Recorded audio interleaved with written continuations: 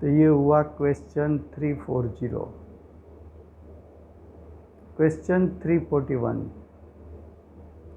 कर्म का उदय, कर्म का उपशम, कर्म का क्षयोपशम और क्षय से जीव में सचमुच औदयिक औपशमिक भाव होते हैं, ऐसा माने वह किस अभाव को तथा किस गुण को भूलता है। तो देखो, जो कर्म का उदय, उपशम, क्षयोपशम और क्षय,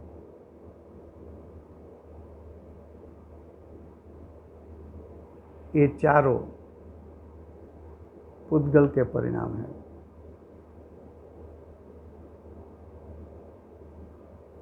और जीव की सत्ता में उत्पन्न होता हुआ औदयिक भाव, औपशमिक भाव,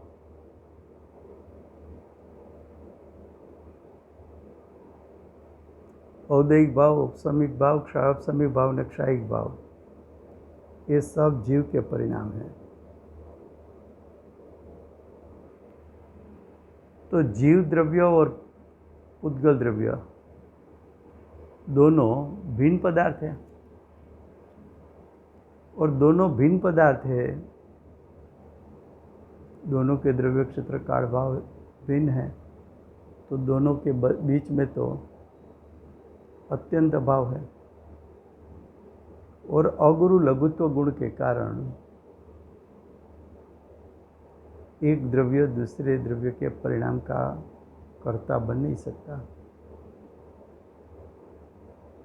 तो अत्यंत अभाव और अगुरु लघु गुण को मानता नहीं है, ये भूल है। क्वेश्चन 342, शरीर की क्रिया से व्रत, उपवास, पूजादि होने वाली शरीर की क्रियाएं मोक्ष मार्ग की साधना होती है। तो देखो, लिखा है शरीर की क्रिया, तो शरीर का अर्थ है पुद्गल, तो सब पुद्गल की क्रियाएं है। और जो मोक्ष मार्ग है वो जीव की क्रिया है। जीव की क्रिया शरीर नहीं कर सकता, शरीर की क्रिया जीव नहीं कर सकता। तो दोनों के बीच में द्रव्य क्षेत्र काल भाव से शरीर और जीव को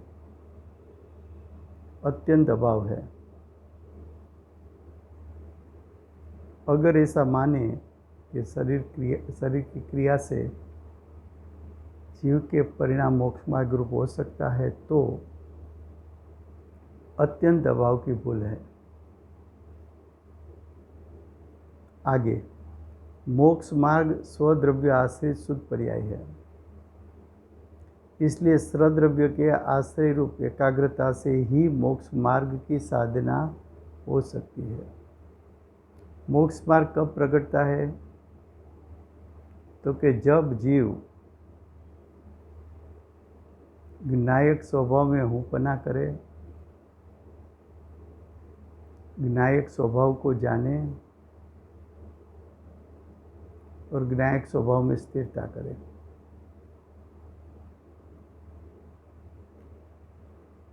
तीनों में जब स्थिरता होती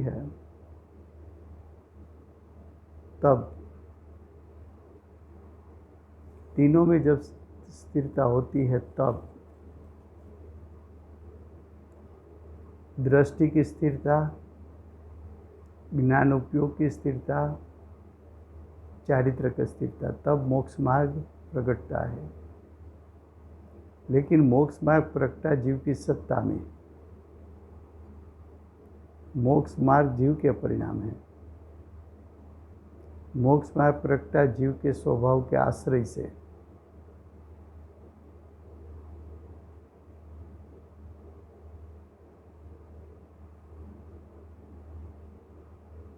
और जो बाह्य नग्न दिगंबर दशा है वो तो शरीर की क्रिया है।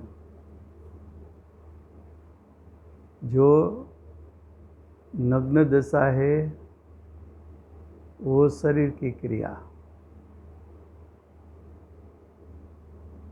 मोक्ष मार्ग जीव की क्रिया,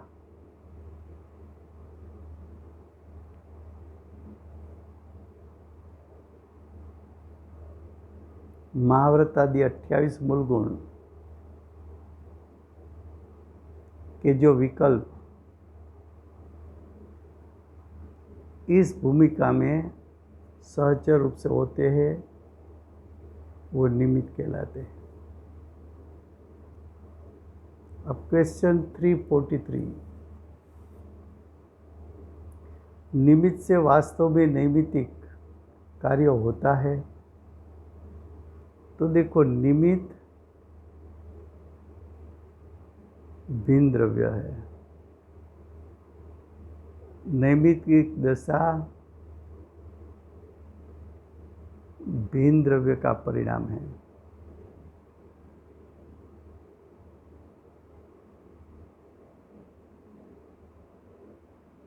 तो निमित्त का परिणाम और नैमित्तिक परिणाम वो तो दो द्रव्य भिन्न है।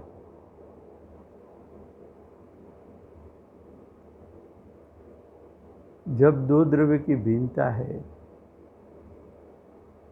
तब दोनों के बीच में अत्यंत अभाव होता है, दोनों के बीच में अत्यंत अभाव होता है। क्योंकि मानव के कर्म का उदय निमित्त है और जीव का विभाव नैमित्तिक है, तो कर्म का उदय पुद्गल द्रव्य, जीव का विभाव जीव द्रव्य, दोनों द्रव्य का द्रव्य क्षेत्र काल भाव यानी चतुष्टय भिन्न है और दोनों के बीच में तो निमित्त नैमित्तिक संबंध है। लेकिन कर्म का उदय जीव का कार्य नहीं कर सकता,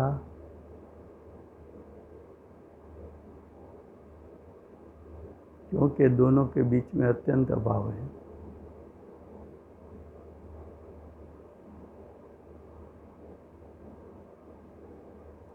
दूसरा बताया, एक पुद्गल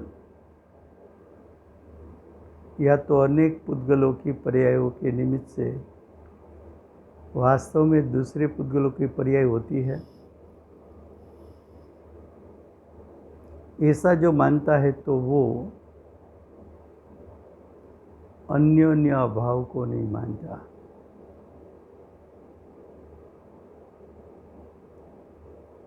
दंड चक्र के कारण घड़ा बनता है, तो दंड चक्र और घड़ा तीन द्रव्य भिन्न भिन्न है, लेकिन तीनों पुद्गल है। तो पुद्गलों के परिणामों में जो परस्पर भिन्नता है वो अन्योन्य अभाव के कारण है। अब क्वेश्चन 344, आत्मा का ज्ञान व निश्चय, शरीर की क्रिया व व्यवहार, ऐसा मानने वाले किस अभाव तथा किस गुण को भूलता है और वह सात तत्व में किस भेद को नहीं मानता? देखो, पहले आत्मा का ज्ञान, तो ये आत्मा का ज्ञान आत्मा की पर्याय है। बाह्य शरीर की क्रिया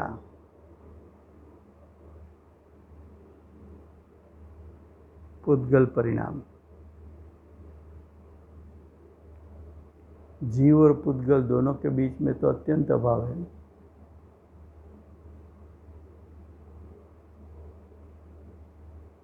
देखो उसका उत्तर, वह अत्यंत अभाव है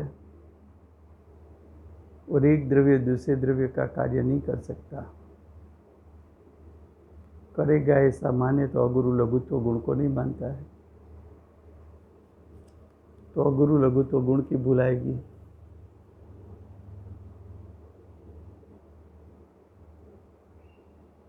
शरीर पुद्गल परमाणु द्रव्य की अवस्था होने से उसकी क्रिया जीव कर सकता है ऐसा मानने वाले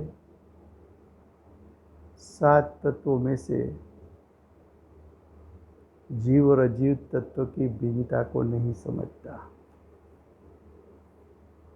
जीव अजीव का कार्य करे या तो अजीव जीव का कार्य करे, तो उसने जीव अजीव तत्व की भूल की।